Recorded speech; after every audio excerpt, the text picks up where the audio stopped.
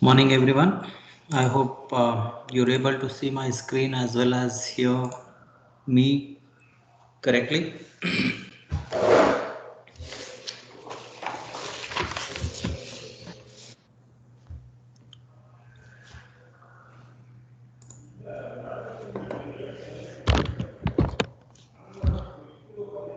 Am I audible?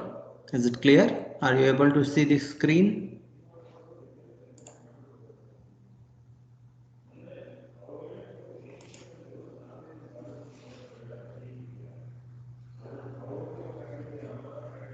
Okay, great. So once again we have a very poor turnaround. Just about 46 students have joined. But let's continue with the next topic. So we are basically trying to look at processes. So in the last class, we saw what is the different computing environment wherein OS is going to work out, and we also saw what are all the primary services that is provided by the operating system. One of the important service provided by the OS and the responsibility of the OS is to manage the processes. So let us see what it is and how it is. And as usual, most of the contents has been taken from Galvin textbook with slight variations over there, right? Now, there is two terms which are primarily important here. One is job and the other one is user program or task over there. And in fact, these things are basically used interchangingly in the entire textbook. So whenever we try to, put up a set of processes to be executed in a batch processing system, we refer it as basically job. And whenever they are executed on a time sharing basis, that means multiple processes are there, tasks are there, and every task gets a few milliseconds of the CPU time, and then the next one gets it, and then next one, next one, next one, and so on. And after some time it starts repeating with all processes. So that's in a round robin fashion, we give the time for every process. So in such cases, we basically refer them as tasks over there, but there is no clear bifurcation between it. You can use them interchangingly. So there is no problem with it. In short, we call it as a process as a program under execution or a small part of the program that is under execution, and which is trying to accomplish the user specified job over there. And whenever we create a process which is under execution, there are multiple parts that is important for us to know. One is the program code, or which is called as a text section. The other one is which also the text section also contains the information about the program counter, register contents, and so on. Another space is called as a stack, which contains some of the temporary data like function parameter, return addresses, local variables, and so on. And the third one is basically a data section, which consists of all the global variables. And the last one is a heap, which consists about dynamically allocated memory, which is used in the program, right? So there are, every process has got four important block: text section, data section, stack, and heap memory, right? I'll just show, which is symbolically shown in this particular diagram over here. This entire thing is basically a pictorial representation of a task. You see here there is a text segment.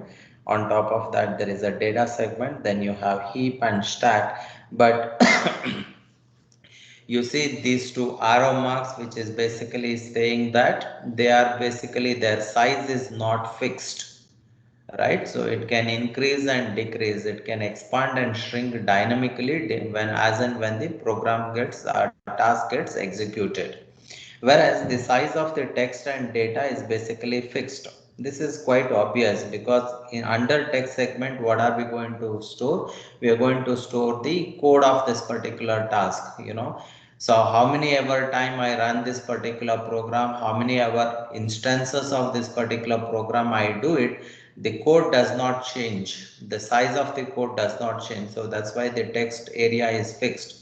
And data basically consists of only the local variables. So again, with any number of instances being running, so this particular part is also going to be fixed. Whereas the function calls, multiple function invocations, all these things will happen in stack memory. So depending on the invocation, something will be pushed into the stack, and once they come back, some things are going to be popped out of the stack. So that's why the stack size keeps on increasing and decreasing, or in short, expanding and shrinking. And similarly, within a particular program, we might have dynamic memory allocation. In such cases, a new memory is going to be occupied by a certain variable, so heap size shrinks, and after the execution, let us say that memory is released, so the heap size expands over there. So that's how they are dynamically adjusted. Let us see a sample C code and see what exactly is going here. Now you can see on the right hand side, you can see a code hash include stdio.h, hash include stdlib.h, int x, int y equal to 15. So these are all global variables, right? So all these things are fixed. So in fact, this entire piece of code is my program over there. So where is all this information is present? It is present in my text. So this particular code as it is basically present in the text area over here.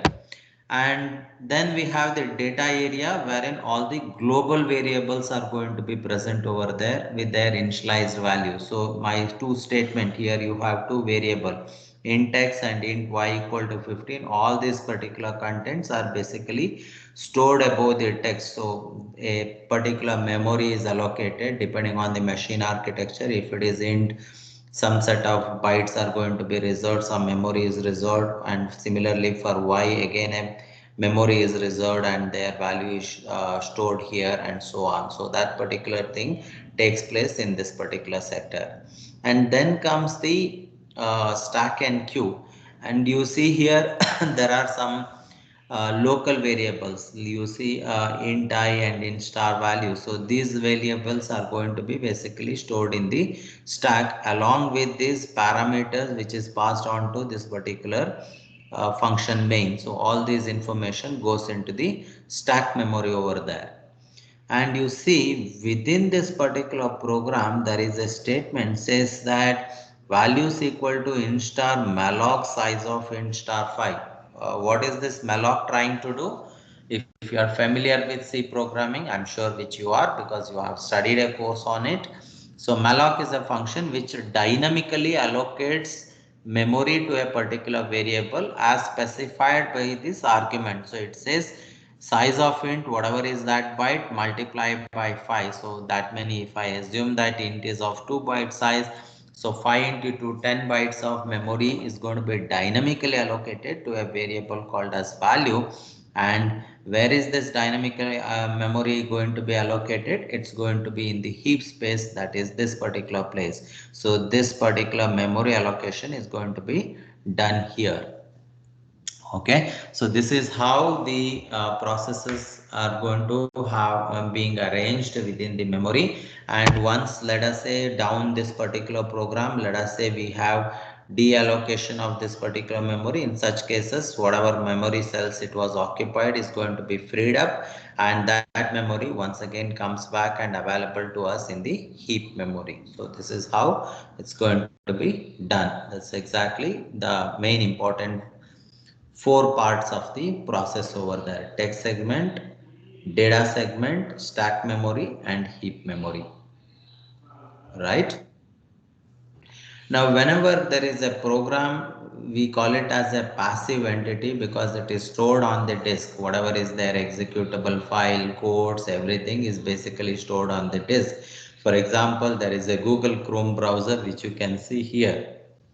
Now this is basically a passive entity because whenever I install this particular software in my laptop or desktop or any device over there, what need to be done is basically stored in the secondary storage device over there. Only when I invoke that particular application, that gets executed by coming into primary memory, and then the execution happens.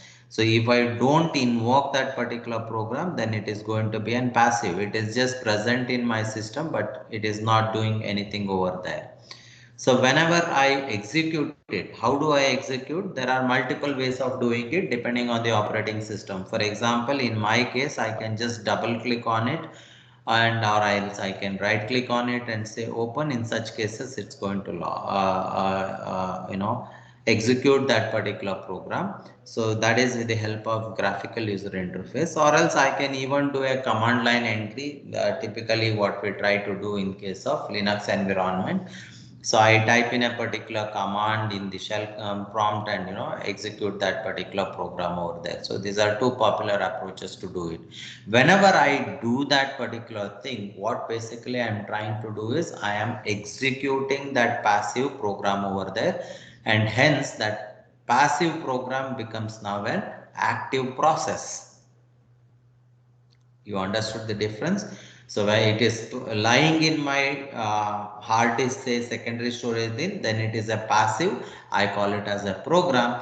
And when I execute it, that means what happens? Whatever that Chrome browser is supposed to do, their code is operating system is going to pull that, and it will come and load it into the primary memory there, so that the CPU can be allocated to it, and one line at a time it will start executing it, and something starts appearing on my screen over there. So that becomes an active process. All right. And it is so possible that a single program can have multiple processes. How is that? Suppose I double click on Chrome once. So Chrome is a program. When I double click and start executing, it becomes a process there. One instance of the process happened. Then after some time, I'll once again double click on Chrome. Then once again, one more process is getting created. Again, program becomes a process there. After some time, if I double click once again, one more program process is getting created. So the program is the same, which is a Google Chrome, but I'm running it multiple instances, so I can have multiple processes for the same program over there, right? So that's about how a process look like. Now the process could be in different state. Okay, this is for our visualization and understanding. We are trying to do it this way, but internally the OS is going to handle it in a similar fashion over there. So we associate a process with different state, and in fact, if you see that there are 5 different states in which a process can be. The first state could be new. As soon as I create a process, it is set to be in new state. Then it could be in running whenever the CPU is available to that process, and it will start executing the code of that process. Then it becomes in running state. And if some event need to occur, for example, a big print is supposed to happen, or it is expecting a user to enter a particular input from the keyboard device, so it is waiting for an IO operation.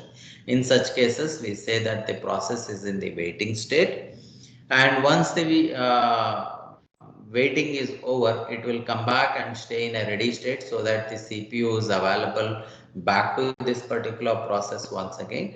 And finally, once it completes its execution, then it will just terminate itself by shifting out of the memory, in which we call it as terminated state.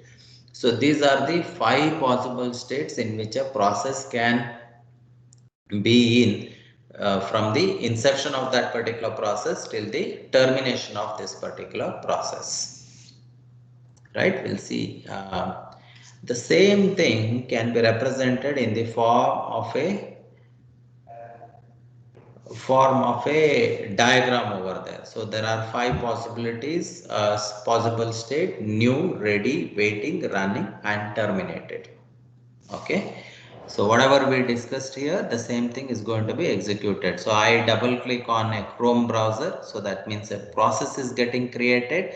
So as soon as it gets created, it is in this particular state. The process is in new state now. It is waiting to get a CPU. You see, there are hundreds and thousands of processes which is running in a computer over there. So CPU may not be available to everyone, every process at all possible time, right? So it need to wait until it gets the CPU. Who decides to give this particular CPU? The operating system. Operating system will find out at what point the CPU can be allocated to this particular process. But basically what happens is the CPU operates so fast that you hardly find this difference between this new and ready state. As soon as, sorry, ready and running state, as soon as you double click on it, it will just, gets its share of the execution in CPU, and it start executing, and you see that, okay, oh, everything is smooth. You start typing in some URL to check that particular website and so on. You don't even realize the transition that is happening within this particular set of states behind the scene. But in reality, this is how it is going to happen. So whenever I start a particular process, it is in new state, and once it is in new state, it is brought into what is called as a ready state. Okay, so there has to be somebody who is, transmitting from a new state to ready state, and that is done by somebody called as a long-term scheduler. I think somewhere later I have that particular information. Okay, see here, there is a scheduler called as long time scheduler. What is his job? Select which process should be brought into the ready queue is going to be decided by the long term scheduler. I'll come back to this one. So from new, I want something to be pushed into ready state, and who is doing this job? It is the long term scheduler. Whenever I double click on Chrome, whatever is the code of the Chrome which is present in my secondary storage device need to be taken and loaded into primary memory. That's going to be long term scheduler job. That's going to do that, so that now process comes and enters into a ready state. Ready state means what? The CPU is executing some other program. The CPU is not free. So our process does not get into CPU for execution. It is waiting for its turn to get the CPU share over there. Okay, and please understand, when I have one processor with one core, at any point of time it can execute only one job, right? And there are thousands of processes which are running in my system. Some are could be operating system processes, some could be other user programs, or if I'm doing multitasking, there could be so many other processes that I've launched in the background, right? Maybe I'm listening to a song, I'm trying to type in something in a Word document, or I'm checking an email and responding to that email. So multiple processes need to be run in that particular case, right? So, but if I have one processor with one core, it can only execute one task at a time. But nowadays you have multiple cores, multiple processors. So each of them can handle one process at a time.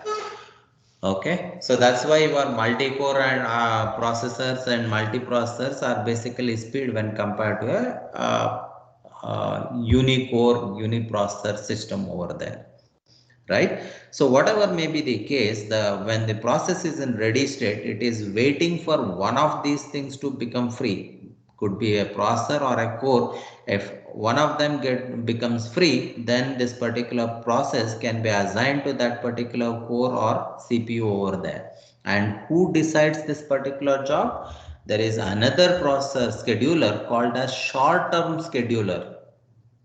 Okay, there is another scheduler called a short-term scheduler, which is going to identify who should occupy the CPU next in order to execute their job. So this is going to happen by the short-term scheduler, which is going to pull up a job which is there in ready state and assign a CPU for it.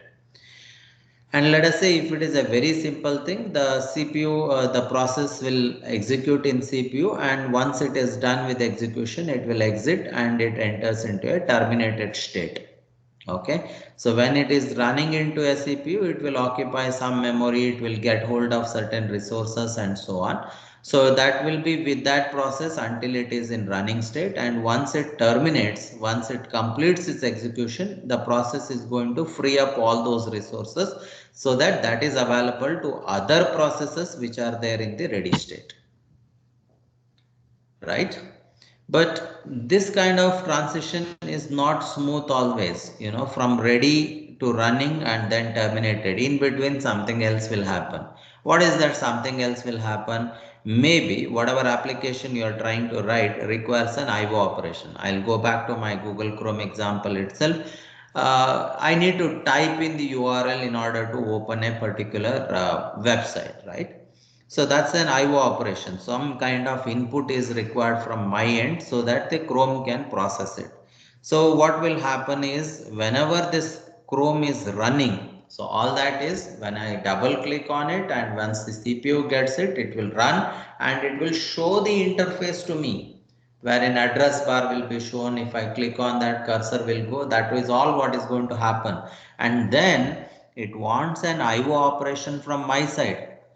So since there is, the processor can run only one process at a time, it is not a good idea for the process to wait until I complete the IO operation, right? So if I take some time to enter it, the CPU is basically idle. It is not doing any good job to anybody there. So it's not a good idea that until I type in something, until I complete the IO operation, our process is occupying the CPU and waiting for me to complete the operation.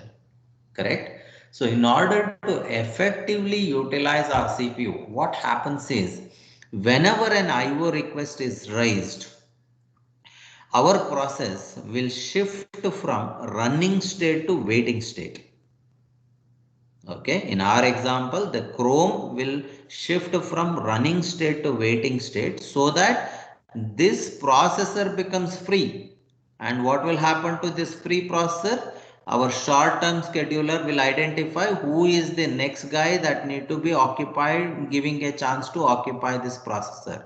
So it will pull out the next job which is there in ready state and assign the processor so that it can start running it. In the meantime, our processor has come and halted in waiting state so that I can complete the IO operation. Say I am going to type in the URL and hit an enter. By then the IO operation completes.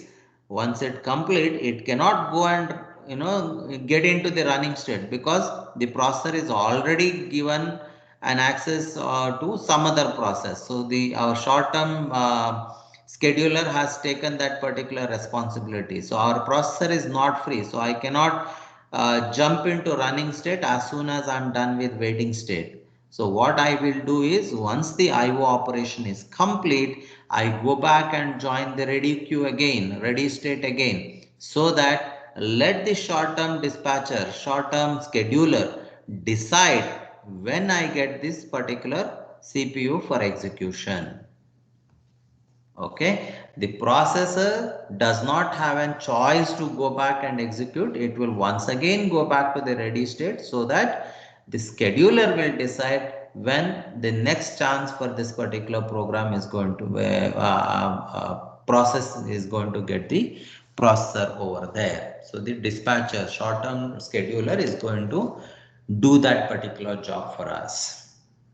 Okay, rarely there are some places wherein if something goes wrong, an interrupt is going to rise. For example, memory is not sufficient. Maybe I'm trying to do it in a very old processor over there, very old system over there. So interrupt will occur. So it cannot, load that particular Chrome browser with enough memory, or something else has occupied all the memory that is present over there.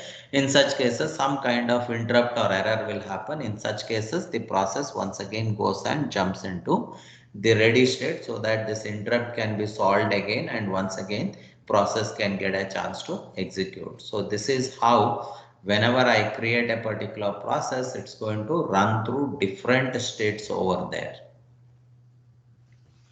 Okay, I will stop here for a minute and I'll see if there are any queries. I'll be happy to answer it now with respect to states and or the topics that we have decided so far. It's a very simple concept. 5 possible states in which our processor can be in.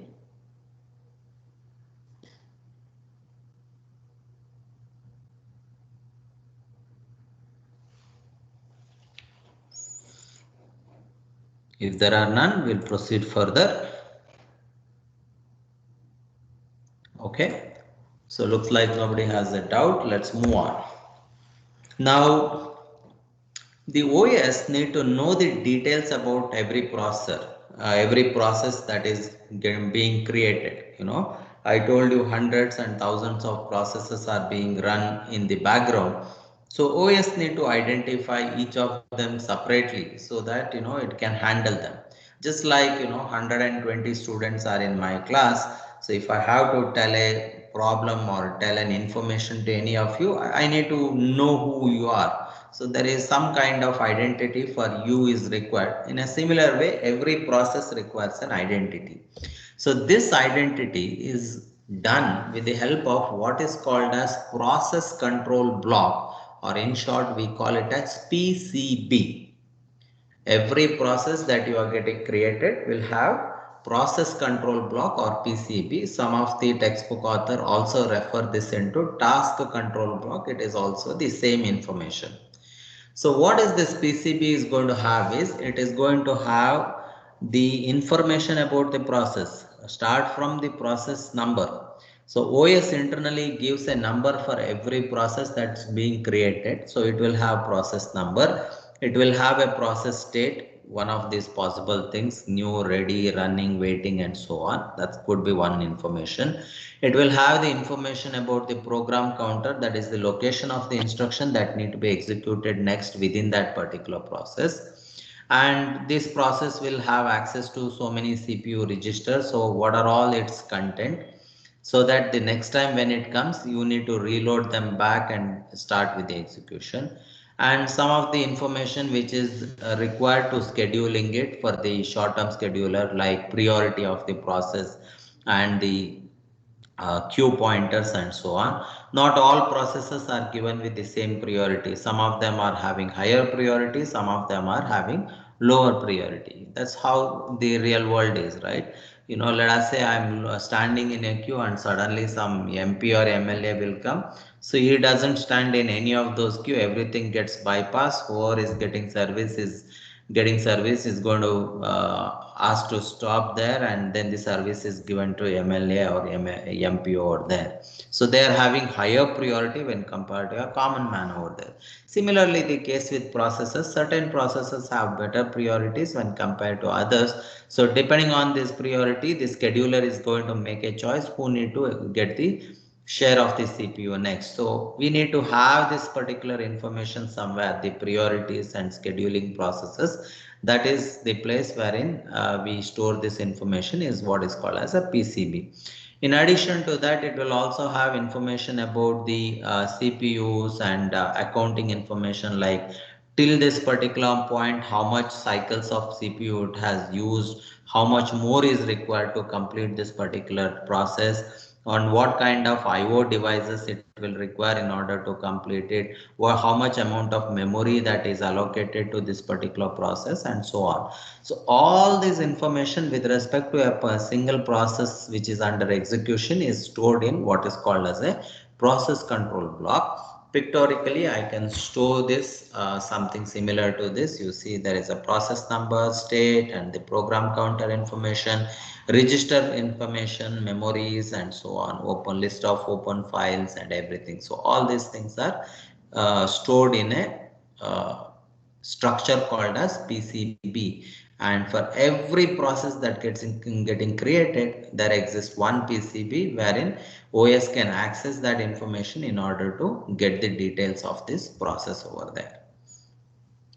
Now CPU frequently switches between this process. I already told it will do it because from ready state it will come to running, and either because of interrupt or IO it will lay out this particular processor and it will go to one of these states, By then the dispatcher will make sure that the next process gets this processor, right? So this action always happens. Because of that, I need to store the content of the registers and memories. Because let us say I executed, say out of 10 lines of code, when the processor was given to me, I executed 2 lines of code and then some IO request has raised. So I am basically leaving this processor, but I need to know what I have executed so far. How do I know that? That is with the help of the contents which are present in my register, and the program counter will also keep a track that 2 instructions are executed. The third one need to be executed further. So it will point into the third instruction, and whatever is the present state of the system in terms of registers basically stored in PCB back, so that when I come back after the IO operation, when I get my next share of the computer, I will be able to reload this register content once again into those registers and continue the execution from where we actually stopped. Okay, this is very important. That's why we store that information in PCB. See here, this is what pictorially is shown here. There is a process P0, there is a process P1 which is running.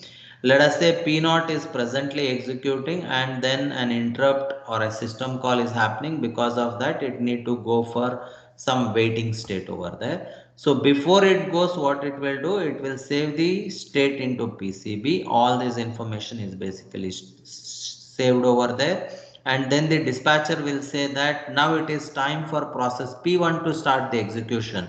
So what will happen? P1, the program control process control block has the information, right? So get all that information and load it back into the memory over here. Access the PCB1 of the process P1 and get the information of register, program counter, memory files and so on. Load it back into primary memory, and from there you start the execution. Let us say after a while, once again some kind of interrupt happens. So what it will, the OS will do, all the register content, memory content are once again written back into the PCB of P1. We call it as PCB1 here.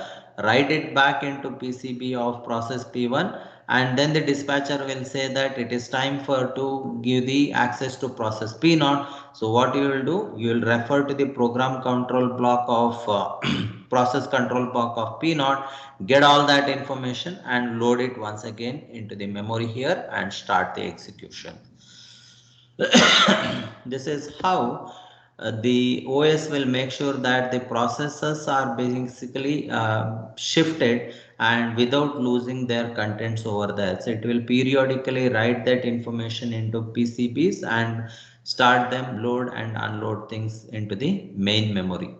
So this process is called as context switching. The OS is, switching between the process P0 and P1 without losing their context. So I'm not starting the process every time from fresh. I'm executing certain instruction, and next time when I get it, I continue from there. So the context is not lost. Even the including the register content which are highly volatile. So all those information is again stored back into PCB and retrieved from them. So this particular thing is called as context switching, which is purely an overhead for the operating system. We are not doing anything useful here except for the fact that I'm just storing it and back I'm loading it into the main memory there. Though it is an overhead, it is unavoidable for the smoother operation. So, but it is always advisable to have less number of context switching when we are trying to design an operating system over there. So this is what we spoke about. We spoke about PCB and their switching over there. Now, in order to schedule who need to execute the program, certain informations are required. So there are multiple queues which are maintained by the operating system. All of them are typically FIFOs, first in, first out. So one is the job queue. Whenever some job is getting created, whenever say I double click on a Chrome browser, it is basically creating a job. So that's going to come and join a queue wherein it is available for the execution. and then becomes a ready queue, set of all processes residing in the main memory and ready and waiting to execute. So now comes the long-term scheduler, which will say that, okay, somebody has double click on Chrome, you take the executable code of the Chrome and load it into main memory, so that whenever short-term scheduler is free, it will give the processor access to this particular process over there. So their code is basically fetched in from the secondary device and loaded into primary device, and that joins another queue called as ready queue. That is, all processes which are in this ready state are basically joined this particular queue called as ready queue. Then device queues, a set of processes waiting for an IO devices that need to be completed. So again, every device will have its own queue. For example, there is a keyboard which has its own queue. There is a printer which will have its own queue, and so on. Every IO device will have a separate queue, and these processes can join those queues depending on what kind of IO operations that is required over there. And all these queues are represented in the form of a list over there, which will have a header which contains the pointer to the PCBs of the processes. Let us say in this particular example, ready queue, there is a process 7 which is ready. So head will pointing into the PCB 7 number over there. And after this, there is one more, let us say call it as PCB 2. So PCB 7 will have a pointer to PCB 2, and so on. And the ready queue will also have a pointer to the last element in that. So in this case, it is PCB2. So the tail will point to this particular program blocks. So every queue is basically pointing to a PCB. In turn, if there are multiple processes are waiting, then every PCB will point into the next element that is present in the queue, and so on. This particular queues are basically getting implemented in the operating system there. Right? So whatever we discuss, process scheduling is summarized in this particular information. So whenever you try to execute a process, it will load into primary memory and it becomes a part of ready queue. And whenever its turn comes, it will get the CPU and it will execute it. And if there are no interruption, it will complete and it will go out of the main memory there. In the meantime, there are multiple things that can happen. One, an IO request will come. In such cases, it will join a IO waiting queue and complete the IO operation and come back and join the ready queue. Other, it might wait for an interrupt. So some error would have happened. In such cases, an interrupt gets triggered. So it will join an interrupt wait queue and the interrupt is executed, and once again it will come and join the ready queue. Otherwise, if the CPU follows one of the type of the algorithm called as round robin, which we are going to discuss in this particular course, the name itself says, everybody gets their share, let us say 1 millisecond, and keep shifting the processes over there. In such cases, let us say my process require 5 millisecond and CPU gives only 1 millisecond. So once I'm done executed for 1 millisecond, what will happen next? The next processor wants the space. So I have to vacate my space. So in such cases also, your processor will leave the CPU, and because of the time slice expired to us, it will come back and join the ready queue to get with the next slot over there. Another condition is it might create a child process, so that that event need to occur, and until the child terminates, the parent process is typically going to wait. So in such cases, it will come to this channel, and once it terminates, it will once again come back to ready queue. So these are some different possibilities that we are talking about.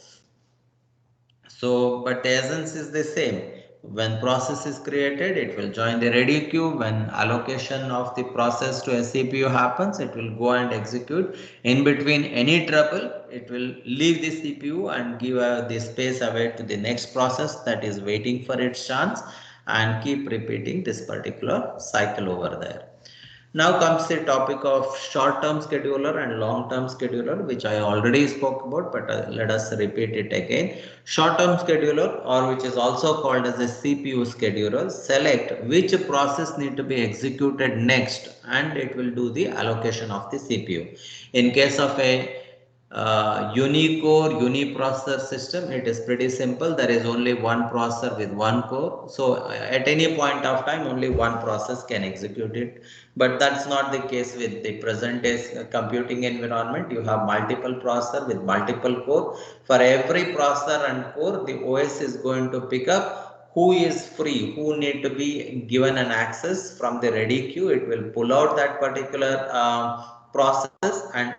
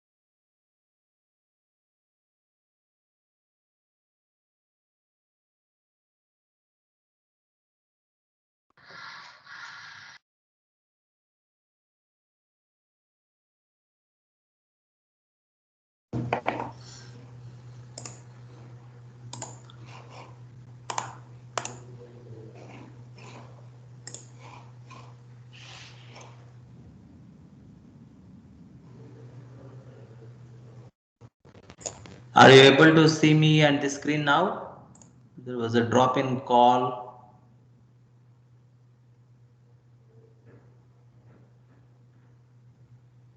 Is it visible now?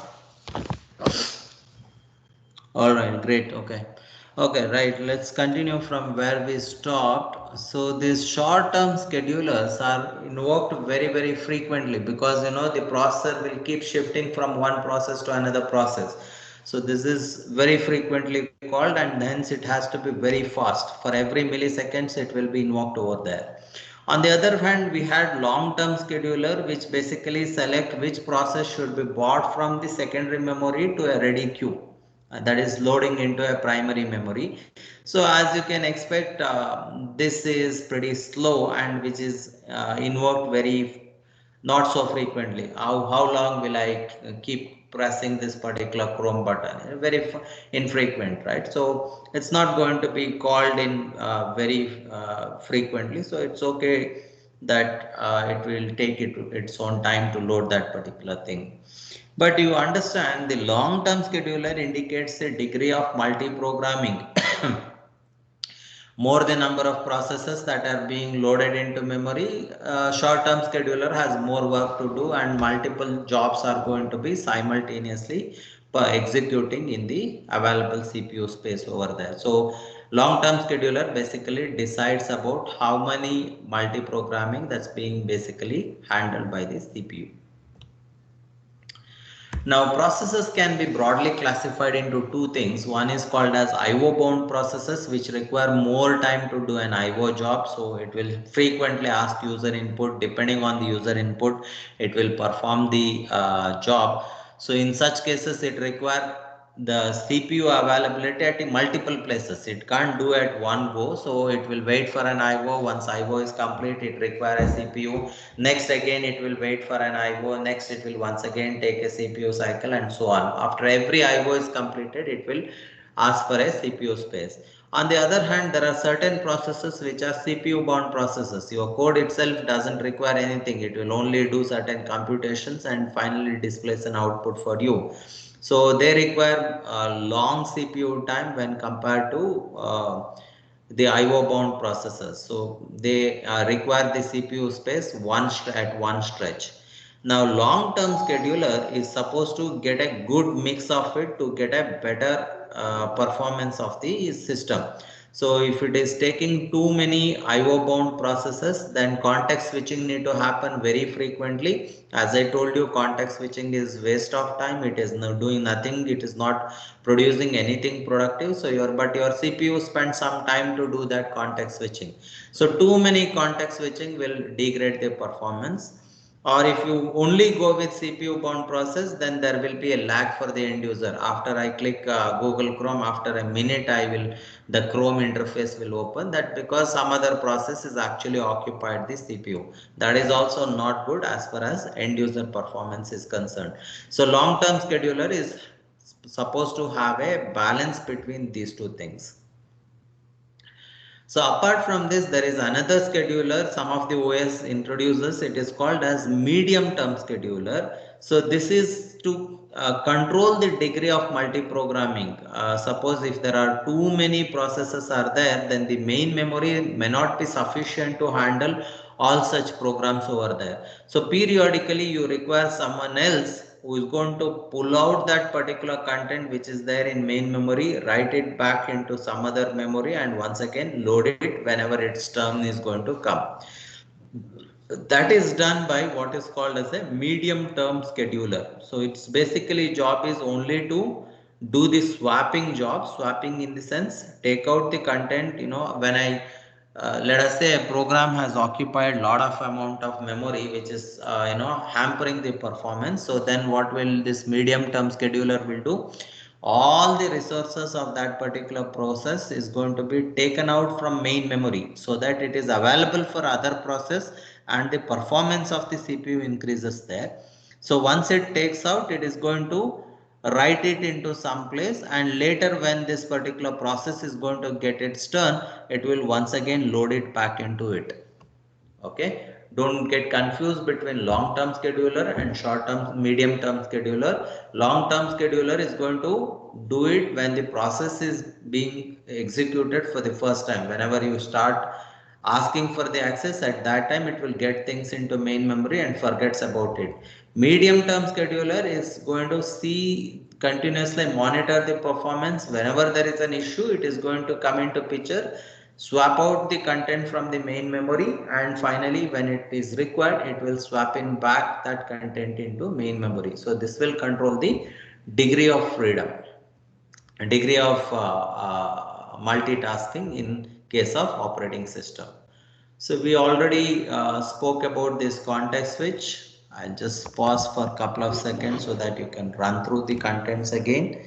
So all that it happens is whenever a process is basically shifting from one process to another process, all the present state of the process need to be written into PCB, and whatever is the next process that is getting executed, its content need to be fetched from the PCB and to be loaded into registers, memory, and so on. That particular transition is called as context switching, right? Now the last thing is, how do I create a process? Is there a way I can create a process and do it? So there is basically most of these OSs represent processes with the help of a tree over there. So there is a parent process which can create one or more children. So they are called as children process. So I can represent it with the help of a process tree, and every process is represented with an identifier. We call it as PID in short, which stands for process identifier. So every process requires an identification, just like every one of you have an Aadhaar number, or just like every one of you have an SRN number. So every process will have an identifier which we call it as PID. Okay, and the parent can have multiple modes of operations. So parent can share all the resources with children, and children can share only part of the parent resource, and parent and children don't share any resources at all. So all three models are possible. It is up to the operating system, and on the context it can decide how to go about it. And as far as executions are concerned, parents and children can execute simultaneously, or else the parent can wait until the children terminate. So both these ways are also once again possible over here. Here comes a small example wherein some processes have created children. You see, PID1 is one process which has given birth to 3 children over there. So every children, say login ID is another process that is created which is having a PID, let us say 8415. There is another process like Python is created which has got a number 2808. SSHT has got a PID number 3028. Further, this 3028 has gone to create one more process with a PID 3610, which once again created another process called with a PID 4005. So like this, every process can go on creating a child process on requirement, and it can build a tree structure like this, so that it is easy for us to, for the operating system to track which process has created which child process, and subsequent levels of nesting of the same thing can be maintained, right?